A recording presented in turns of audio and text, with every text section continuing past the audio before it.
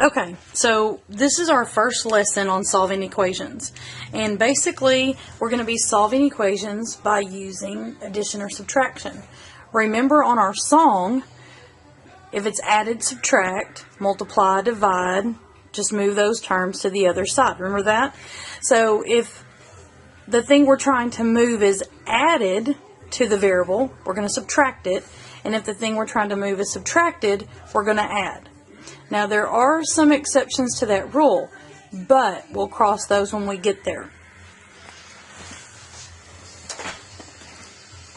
The first problem we're going to do is x minus 10 equals 4.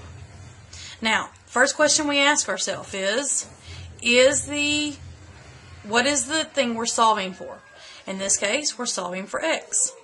Okay, so then the next question we say is, what's with x we have to get rid of? Well, the only thing that's on this side of the equation with x that we need to get rid of so that we can get x by itself is this 10. So then we ask ourselves the next question, which is, what are we doing with 10? What's 10 doing to x? Well, 10 is being subtracted from x. So what's the inverse of that? What's the inverse operation from subtraction? Addition. So what are we going to do to get rid of 10? We add 10. If we do it to one side of the equation, we have to do it to the other. Now, some people need to draw a line so they know which side of the equation they're talking about. If you don't, that's fine. If you do, that's also fine. Okay, now remember our whole goal was getting x by itself, to find the solution for x. What is negative 10 plus 10? Well, that's 0, right? So, those do what we call cancel out. They cancel because negative 10 plus 10 makes 0. What's left on this side of the equation? X. And then what is 4 plus 10? 14. So, in this example, x equals 14. That is the solution to our equation. Now, if we wanted to check this, we can check it really easy. X minus 10 equals 4, right? But we're going to put, in the place of x, we're going to put our solution to the equation, the 14. So now we have 14 minus 10 equals 4. What is 14 minus 10? Well, that's 4. So does 4 equal 4? You bet it does. And if 4 equals 4, our solution is correct. So for this particular problem, x is 14. Will x always be 14? No, absolutely not. Okay, let's look at another example. Our next problem is going to be 2 over 5 equals m minus 1 over 4. Now, fractions are kind of scary, right? But you don't have to be scared of fractions. You have calculators that will do fractions, so there's no reason to be scared. Okay, once again, let's ask ourselves the questions. First question, what are we solving for? Well, in this case, we are solving for m. M is our variable. Okay, so m is what we're trying to get by itself.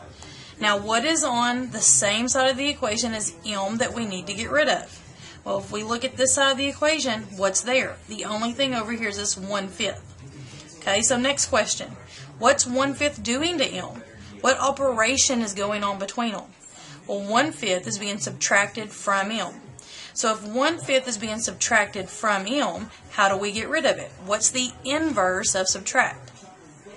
That's right. The inverse of subtract is to add. So we're going to add 1/5 so that these will cancel. But if we do it to one side, that's right, we have to do it to the other.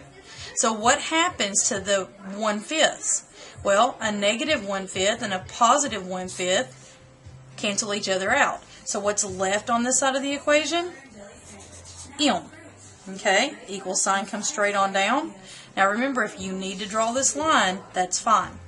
What is 2/5 plus 1/5? Well, we could break out our calculator if we need to, and that's totally fine. Or we could use our brain. When you add fractions, you add the numerator and the denominator stays the same. Remember, you can only add fractions that have the same denominator. So 2/5 plus 1/5, 2 plus 1 is 3/5. So our answer, or our solution to this problem, is m equals 3/5.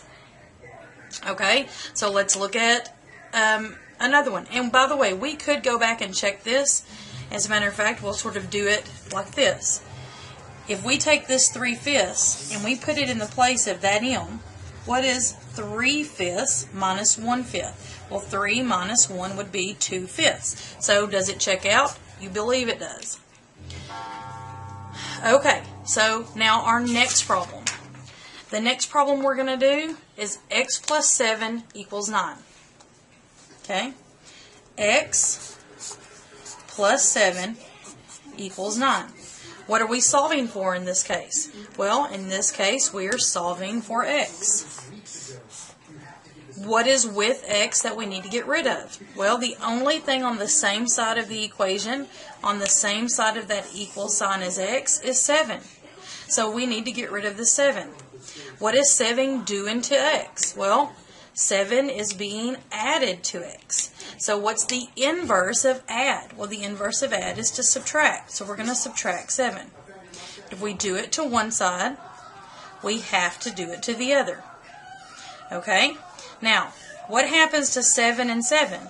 Well, we say they cancel because 7 minus 7 is 0. What does that leave over here? Well, that leaves x. So now we have x equals, what is 9 minus 7? Well, 9 minus 7 is 2. So the solution to this equation is x equals 2. Okay, let's do another one. Our next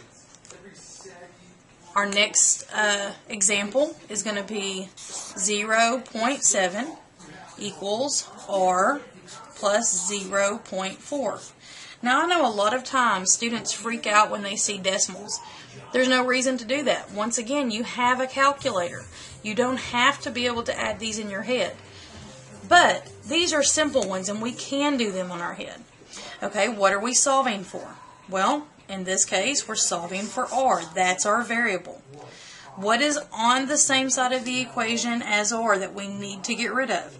0.4. What is 0.4 doing to r? What's the operation going on between them? They're being added. So what's the inverse of that? That's right, the inverse is subtraction. So we're going to subtract 0.4.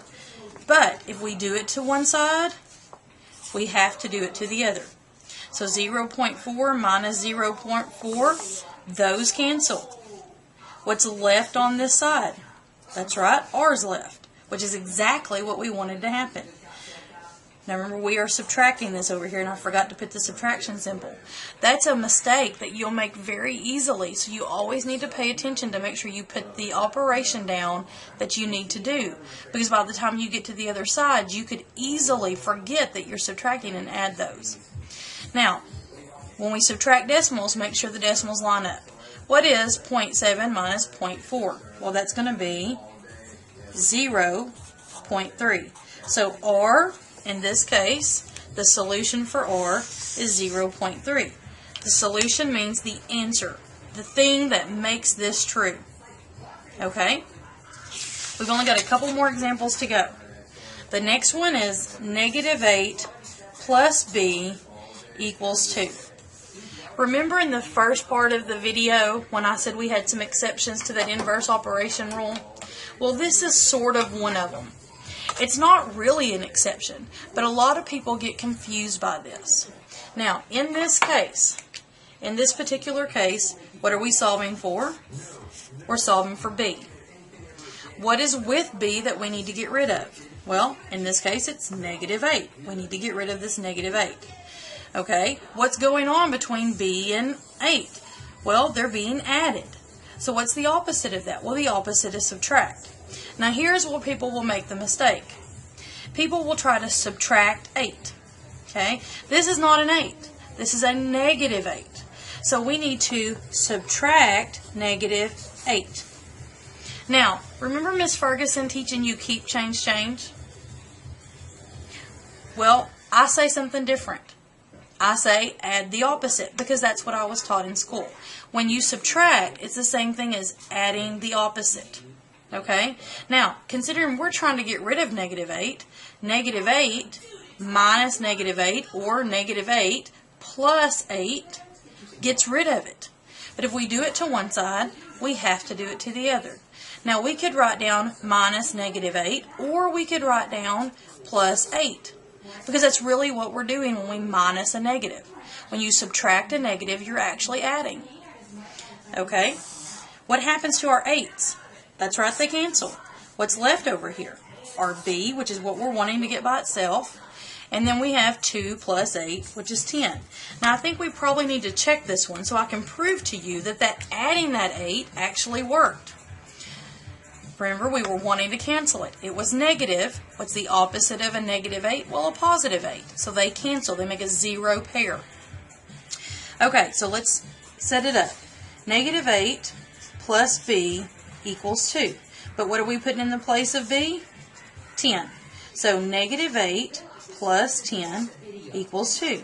What is negative 8 plus 10? Good guys or bad guys? Well, in this case, we've got 8 bad guys, 10 good guys. Good guys are winning. How many are they winning by? Well, they win by 2. So 2 equals 2. Does it check out? You bet. Our answer is correct. Okay, we have one last example. And I'm going to have to then plan for enough paper. Be patient with me for just a second. Okay, so we have one last example. And this example is x plus 6 equals 6. And I just wrote the wrong problem. Is that not amazing? Okay, let's try this again. X plus 6 equals 6. Okay, what are we solving for? Well, this problem, we're solving for x. What's with x we've got to get rid of? Well, we've got a 6 over there. So we need to subtract 6 from both sides because it's added, so we're going to subtract. What happens when we subtract 6 minus 6? They cancel. What's left on this side? X. What do we get on this side? 6 minus 6 is 0. Wait a minute. Can x be 0? You bet it can. 0 is a number, just like all other numbers. We can have a problem where the answer is 0. So in this case, this solution for this problem is x equals 0. Let's test it just to make sure. We're going to check it. X plus 6 equals 6. Okay, so what are we putting in the place of x? Well, 0. So 0 plus 6 equals 6. Is that true? Yes. That means 6 equals 6, which is what we want to happen. A true statement. Okay, so this is adding and subtracting to solve simple equations. It's going to get a little harder, but not yet.